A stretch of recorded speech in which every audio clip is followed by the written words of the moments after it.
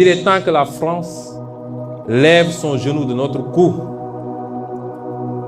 7 siècles de misère fait de traite humaine, de colonisation et aujourd'hui de néocolonisation, cela suffit. Il est temps que la France nous foute la paix. Il est temps que la France prenne exemple sur ses voisins européens. L'Allemagne est la première puissance économique d'Europe, loin devant la France. La 3e ou 4e puissance économique du monde. L'Allemagne n'exploite aucun pays, aucune colonie.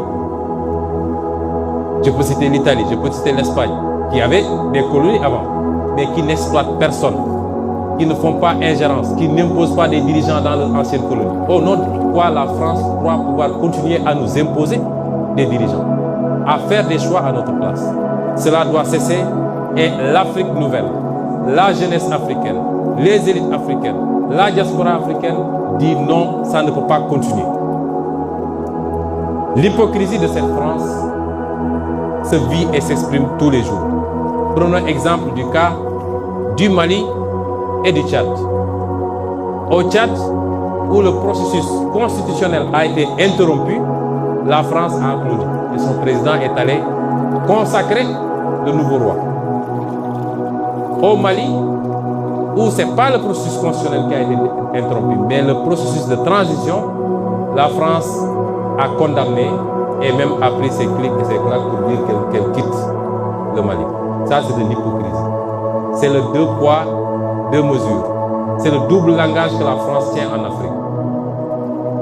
Quand on a interrogé M. Jean-Yves Le Drian sur la situation en Côte d'Ivoire, pourquoi la France a laissé faire un 3e mandat, il a dit simplement pourquoi il l'a accepté pour Ouattara et pourquoi elle le refuse pour la Biélorussie.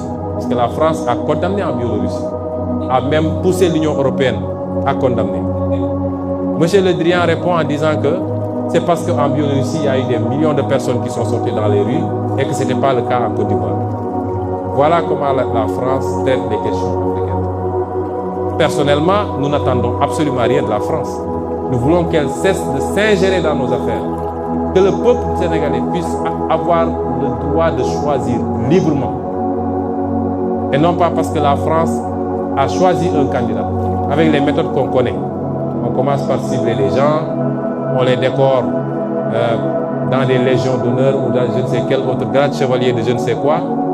On les inscrit dans des loges maçonniques. On leur dit préparez-vous, ce sera vous après. Même l'hypothèse où Macky Sall ne pourrait pas passer, nous savons qui est en train d'être préparé par la France. Cela doit cesser, ça ne se passera plus comme ça.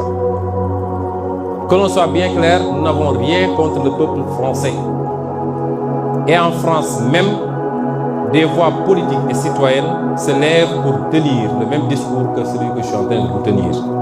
Nous sommes ouverts à travailler avec tout le monde, dans le sens d'une collaboration gagnant-gagnant. Nous avons besoin de gens qui investissent en respectant les lois de ce pays, réaménagées d'ailleurs.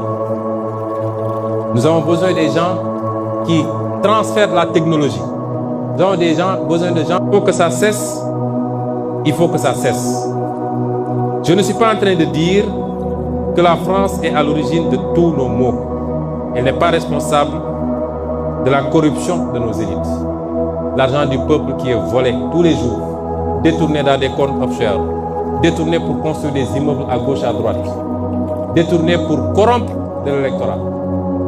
C'est ça, la France n'en est pas responsable. Même si son attitude complaisante peut y jouer pour quelque chose. La France n'est pas responsable du clientélisme, des détournements de deniers publics, de l'incompétence de nos leaders, incapables d'identifier les priorités. Elle n'est pas responsable forcément du bradage de nos ressources, même si elle en bénéficie très largement. Tout ça est de la responsabilité de nos dirigeants, incompétents, incapables et qui ne sont pas des patriotes du tout. Nous disons à la France d'écouter ces voix qui lui parlent de notre schéma, d'une autre collaboration entre l'Afrique et la France. Beaucoup plus juste, beaucoup plus équitable, mais beaucoup plus durable.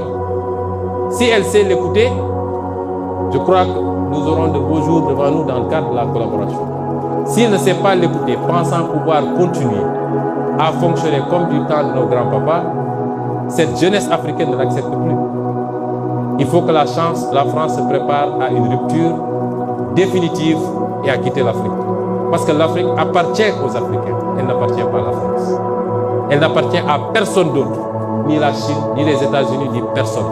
Et les Africains veulent prendre le destin en main enfin.